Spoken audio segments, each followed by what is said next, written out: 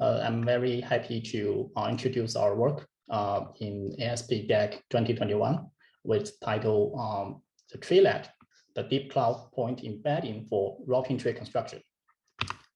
And first, I will,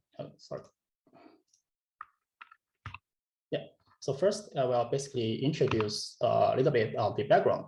So the routing tree construction is a very fundamental problem in the VLSI design. A single that actually is consists of a set of pins, and the routing tree is a tree that's spanning over the pins. So typically, the cost of a routing tree can be measured in two ways. The one is the wavelength, which is the sum of the edge cost, and it implies the power consumption. And the other one is the path length, which is the longest path from the source to all the sinks, and it implies the delay. So in general, these two metrics are contradicted with each other.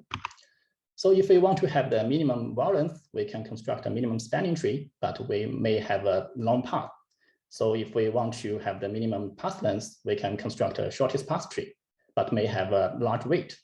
So most of the time, we want to achieve a good balance between these two metrics, or we can say that we want both of them to be small. So it is actually a very classical problem in VLSI design. And there are a set of great solutions proposed in the past few decades. For spanning tree construction, the prime Dijkstra algorithm was one of the prominent methods from the early 1990s. Although it is not a shadow-like tree theoretically, it has been proven to be practically useful in commercial EDA tools. And also there are other methods exploring theoretical spanning shadow-like tree, like bounded radius, bounded cost algorithm, and KRY algorithm, which construct a shadow-like tree with some epsilon bound. And for Steiner tree construction, there are ES algorithm to construct a shadow-like Steiner tree. And also the Chef-Bellers algorithm built the Steiner construction with bounded Elmo delays. Actually, these two, and we can also notice that there are two most recent work which are SALT, which is an improvement over the ES algorithm, and also the PD2, an optimized version of the previous prime Dijkstra algorithm by optimizing the detour cost. And by the way, these two work also receives the best paper award in top conferences in EDA. And as the two most representative works, PD2 and the SALT actually demonstrate new breakthrough for this problem. So we can actually try to take a closer look at them. The PD2 actually is from more practical perspective, and it argues that the shadow list and light list metric do not effectively capture the tree quality. So it directly trades off Prime's minimum spanning tree and Dijkstra's shortest path tree, and further improve the tree with a new detour cost metric for the optimization. And for details, you can check out the PD2 paper. And SALT is from a theoretical perspective. And it is a Steiner shadow-like tree algorithm and has achieved the tightest bound so far. But if we look at these two most recent works, the PD2 and SALT, each of them has some, we can say that each of them has some characteristics in terms of the performance. So PD2 paper actually shows a comprehensive comparison between PD2 and SALT. So roughly speaking, SALT is better on smaller nets and PD2 is better on larger nets. So we may wonder that, can we achieve some kind of adaptive execution so that we can always assign a good algorithm to a specific net? This is one question. And also, since both PD2 and SALT optimize the wavelength and path length simultaneously, there is a parameter involved to balance the wavelength and path length. And intuitively, different parameters may yield different routing trees. So another problem would be that, given a wavelength constraint, can we adaptively estimate the best parameter for a net? So essentially, all these problems all depend on the correct characteristics of a specific net. So what we want to have is a model that can analyze each net explicitly. So to do that, we propose to model the pins of a net as a point cloud. So each pin is associated with coordinates. Then we want to find a function to generate an embedding for each net, which is to actually map it from discrete manner of points to a high-dimensional Euclidean space. To design such a model, we need to consider some domain knowledge of the net in a routing tree construction problem, which may guide us to design a reasonable and accurate model. So to do that, we formalize a few properties of the net in the routing tree construction problem. The first property is about the efficiency of this downsampling operation, which basically implies that the commonly used downsampling operation in those point cloud processing method is not allowed in our problem.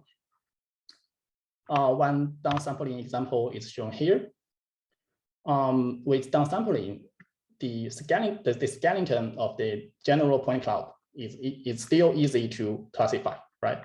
So, but if we do downsampling on our problem, it does not make any sense, since even the pins of the net are missing. So, based on this observation, or based on this fact, that we do not allow any downsampling operation in our model design. And then we also need to notice the permutation issue. This is our second property, which states that the routing tree will be the same if we fix the source and only permute the sync set. However, it will not hold if the permutation actually changes the source. So in this figure, we can see that the space distribution of the pins are totally the same, while only the source is assigned differently. A typical method may regard these two point clouds as a similar pair, because if we only look at those coordinates without caring about some individual points. But when we do the routing tree construction based on these pins, so we may get completely different trees. So when we design a model, we need to take care of this. We try to use permutation invariant operation as much as we can. So as an extension of the property 3, now we have the property 4. It states that it is possible that there is an inequality hold when the sync set is not changed. So for the same sync set, two different sources may yield identical routing trees if the position is just slightly different, or it may yield totally different routing trees if the source position is far away. So it not only demonstrates that the position sensitivity of the source, but also shows the deficiency of the only considering some local information in the sync set. As an extreme and trivial case, we have this picture, and the node B had some coordinates, has the same coordinates in two figures, and it has the same local labels C and B. But if we dramatically change the location of the A, then the relationship of the parent-child relationship between BC and BD are clearly different. So combined with the property 3 we mentioned, they actually imply that when we perform a transformation, it is necessary to align the relative position and the distance with the source. And then we also have a graph construction property. So property 5 is about how we select labor for each point. So since in point cloud it is also an irregular structure, so an important step is to identify a set of neighbors for each cloud for each point. There are different ways to do that. For example, we have the ball carry graph, which defines a ball with a given radius. So any points within the ball are treated as the labels. And also we have this KN query, which builds a graph based on the K-Leris label principle. It will select the K-Leris labels for each point.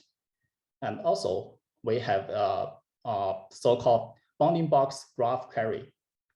And this method is proposed in the PD2 paper.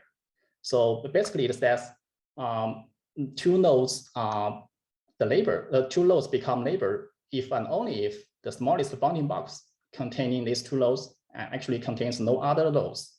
So with this definition, we can prove that the minimum spanning tree may not be the subgraph of the bulk query graph or 2NN query graph, but the minimum spanning tree will always be the subgraph of the bounding box query graph.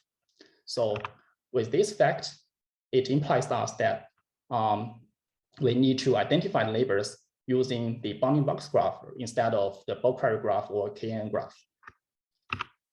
And with all these kind of properties to formalize, we can just utilize this to design our basic block, which is the tree. We call that tree convolution.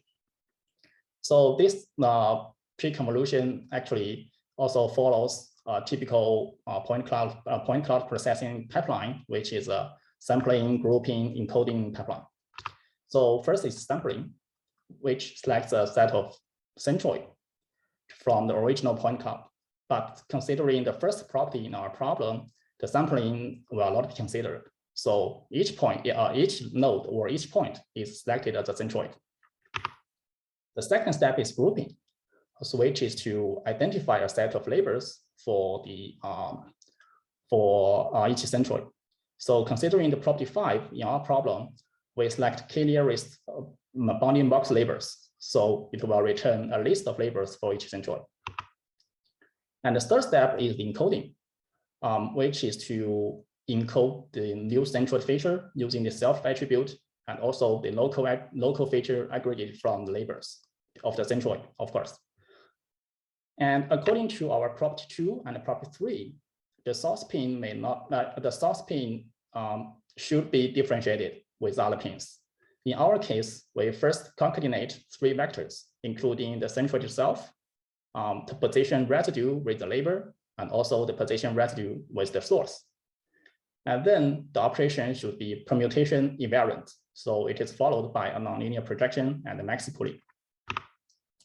And also based on the property 3 and property 4, the positions should be aligned according to a source pin. So the attributes of each point is normalized based on the source position and the longest distance among all the source sync pairs. So by combining all these properties and analysis, we can build a fundamental block for the point clouds in routing tree construction problem. It is very straightforward. We just need to transform previous analysis into mathematics.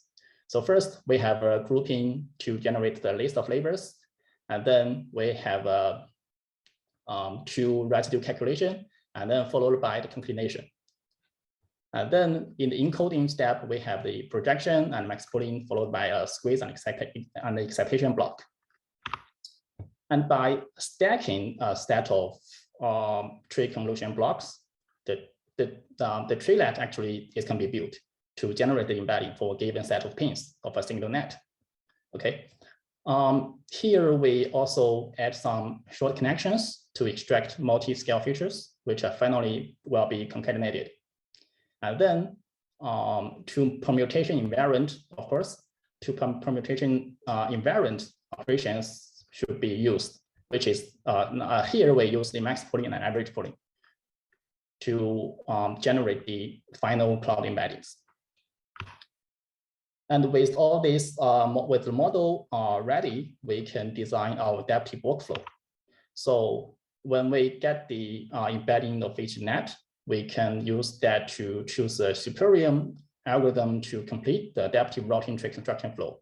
So basically, it's a simple 2+2 class classification problem, and it can be easily handled by a 3-layer MLP. So the details, I will skip the details here. And then considering that the sort and the PD2 use a parameter to balance the wavelength and path length, so different nets may require different parameters to yield the best routing tree, which means that when executing a selected algorithm, it is desired that this parameter can be adaptively adjusted based on the net. And with this, with the embedding of a tree, with the embedding of a net, we can also do this parameter estimation for this net. We use the same parameter space as the salt and PD2, which has 20 valid parameters. So when we, so actually this problem becomes a classification problem for 20 class. But when we build the classification model, actually what we get is a posterior distribution over all the classes. So when we calculate the final parameters, actually what we did is that we do this kind of an element-wise summation, which is like the expectation of the parameter. And also by doing this, we can transform the original discrete parameter space to continuous space so that we can expand the original space to try to find some better parameters. And this shows the workflow of our framework. The dotted arrows actually represent that the TreeNet generates embeddings and use this to select the algorithm and to estimate the parameters. The yellow box in this picture are executed in our framework, but the purple blocks are executed by the selected algorithms. Let's see some final results. And first, we compare the model performance with different existing methods for point cloud processing. We list some methods and those valid, and also we list those violated properties. Since some conventional methods may not take care of the properties of the routing tree problem, we can state that actually this domain knowledge matters. So if some model fails to comply with the routing tree properties, the performance will absolutely be very unsatisfactory. And we also compare different variants of our own model, like not using normalization, not considering source position, and so on. And the performance all degrades to some extent. So we can say that the properties of the domain knowledge of this routing tree construction problem are very important to have the good performance. And then we compare this adaptive flow with each individual algorithm. We can see that on all nets, from small to huge, the adaptive flow can always achieve better path lengths than the individual one. So in general, we can see that the improvement becomes more significant as the net becomes larger. And we also compare the efficiency with the salt. So compare with salt, the adaptive flow is more efficient and on any site scale. The average runtime can be reduced by as much as 95% actually. And finally, we will show the runtime breakdown of the proposed workflow. When the nets are small, each individual algorithm is fast enough to complete. So the overhead is mainly on the model inference. As the net becomes larger, we can see that the percentage of the model inference decreases significantly, and there's no more bottleneck. So in conclusion, we formalize some special properties of the point cloud for routing tree construction. And we propose a TreeNet, which is a domain knowledge inspired model to obtain the cloud embedding for the routing for the pins of the net. And based on that, we develop adaptive routing tree construction workflow to achieve superior quality and efficiency for this problem. Yeah, so that's all for the talk. Thanks for your attention. Okay, thank you, Yuzhe, for the wonderful talk. I actually teach for physical design in past few years. In the past, I saw this shadow light tree is already, the research direction of the shadow light tree already be done. But after I read your paper, I found out, wow, you find a very good combination, from the point net, point cloud, and also with this routing tree construction. It's really good work. Thank you. Thank you. Okay, so we're waiting for the questions from the audience. Yeah, so Dongxie, do we have a question? If you have a question, you can type your question in the chat box. Okay, Donnie. Yeah, so so Yuzhe, I have a quick question. Yeah, because I'm not sure if you consider the extension for this work. Yeah, for two there are two things that maybe you can consider to make an extension. The first thing is that I think you probably noticed for ISPD this year, there's a paper that are using reinforcement learning for standard tree construction. Okay, considering the obstacle avoidance. Yeah, so I just wondering maybe you can extend your work to consider the obstacle avoidance. This is one direction. Yeah. The second thing is that I think most of the paper, when people talk about a point cloud, I think they are talking about a 3D point cloud. Yes. Yeah, I think most algorithms for this, but you are solving the 2D problem. I just wondering, yeah, maybe you can fully utilize the property of a 3D point cloud to solve the 3D net, TreeNet problem. Maybe, I'm not sure, for the 3D global routing or 3D IC and so on. I see. Just curious. I'm not sure if you ever considered these two directions before. Okay, yeah. So for the first one, regarding the reinforcement learning based routing, for considering several constraints, I guess there are actually some work to do that. Basically, in last year DAC, there's even one paper directly applying this reinforcement learning for the standard tree construction. Yeah, and it achieves a pretty good result. So I guess it's a way to go. And as for the leverage the 3D point cloud for the in the routing problem, I didn't thought it through before, but I guess as you mentioned that I will seriously considering this.